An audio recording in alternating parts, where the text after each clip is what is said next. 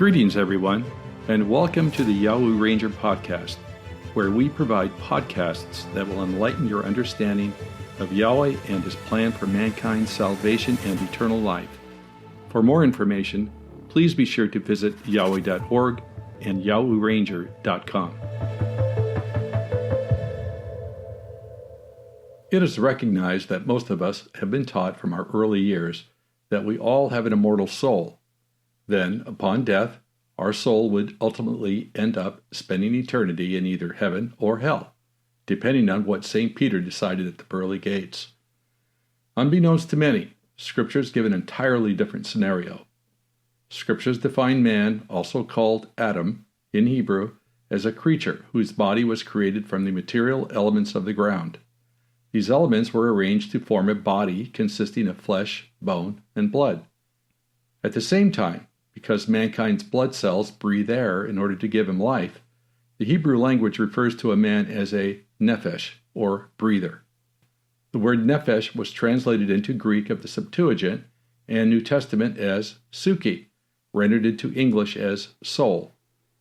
Although the translators originally intended only a narrow understanding of psyche, both the Greek term and the English word soul can be misleading. They often take on the general Greek connotation of being an entity that is alive and immortal, capable of living separately from the fleshly body, that is, a spirit life that has a conscious existence after the body's death. After Yahweh created the first man and woman, He called them both Adam. See Genesis 5, verse 2. Adam not only became the personal name of the first man, but it also was used as the generic term for all humankind. Accordingly, the expression Ha-Adam, or the man, is found numerous times in the Hebrew text. This is because the person Adam was composed of Afar, the material elements of the earth, which was taken from the Adamah, the ground, red soil. The Hebrew term Adamah derives from the word Adam and means to show blood in the face, that is, flush or turn rosy, ruddy, red, reddish brown. All the descendants of Adam, like their original earthly father, are also composed of the same Afar material. To demonstrate, Job defines humans as those, quote, dwelling in houses of clay, whose foundation is in Afar, or material elements, end of quote. See Job 4, verse 19. Meanwhile, both the first man and first woman were called Adam, or mankind, because the male was created first from the Adamah, ground, red soil, while the woman was, in turn, produced out of the male. We are all called Adam because that is who we are, everyone being a descendant of a man made of Adamah. In Genesis we read, "And He, Yahweh Elohim, molded Ha-Adam, Afar from the Adamah." Genesis 2, verse 7. In another passage, Yahweh tells Adam, "By the sweat of your face you will eat bread until you return to the Adamah, for out of it you have been taken, for Afar you are, and to Afar you will return." Genesis 3, verse 19. Notice that Adam is Afar. Nowhere in Scriptures is a man, or Adam, said to be or to have an immortal soul. On the other hand, Adam is scripturally defined as a nephesh, or breather, who possesses ruach, an unseen animating force, which is quite a different characterization. The above scriptures do prove that Adam is a material thing, that is, Afar. Abraham, as another example, testifies to Yahweh, saying, "I am Afar and Ephar." Genesis 18, verse 27. The Hebrew term Ephar refers to anything worthless, or something cast away, to be strewn like ashes. The numerous offspring of Jacob are also referred to as the Afar of Jacob. See Numbers 23, verse 10. That is, they descend from the material substance of Jacob, and in Job we read that upon death Adam or mankind will return to Afar. See Job 34, verse 15. The book of Psalms informs us, "For He, Yahweh, knows our form, remembering that we are Afar."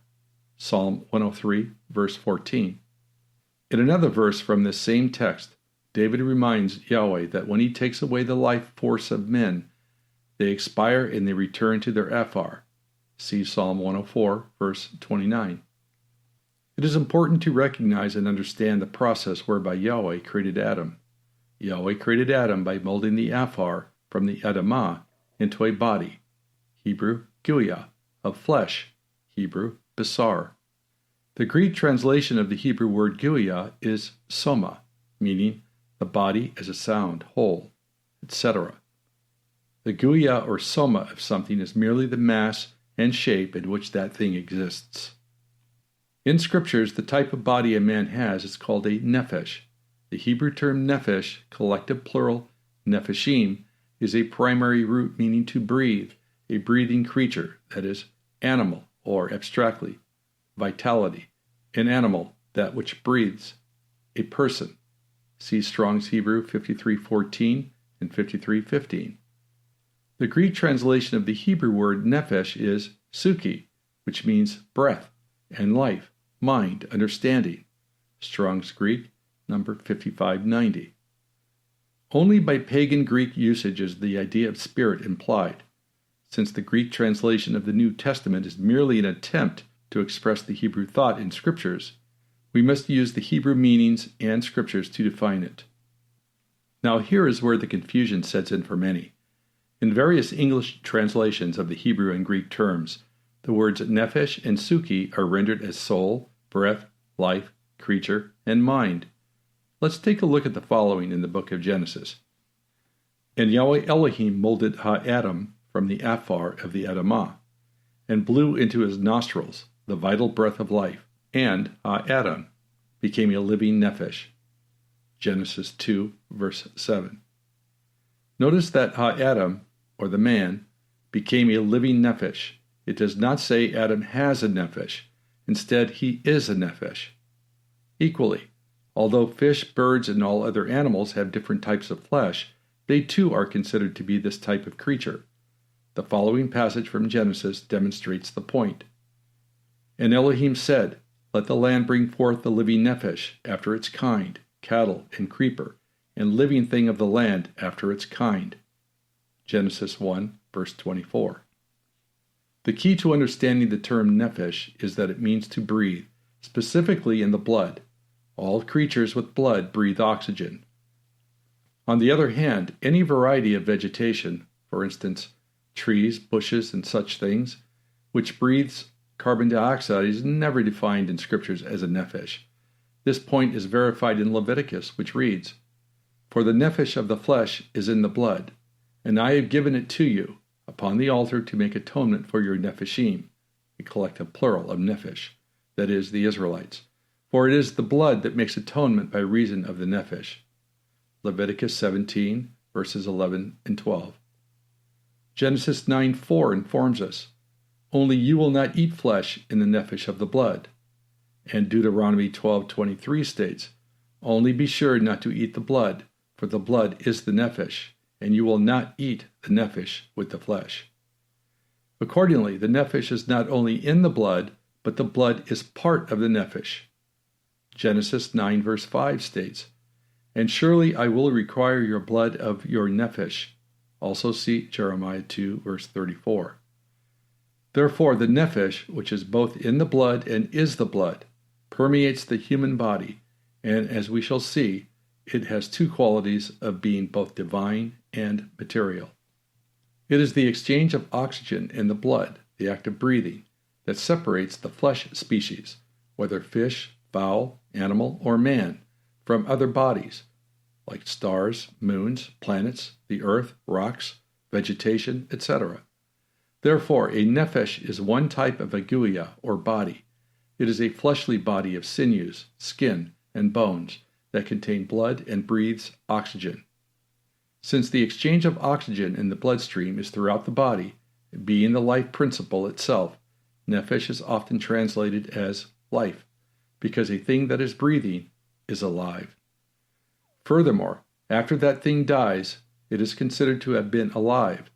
That scholars understand a nephesh as an oxygen-breathing, fleshly creature is demonstrated by the fact that the Hebrew word nephesh is often translated as creature.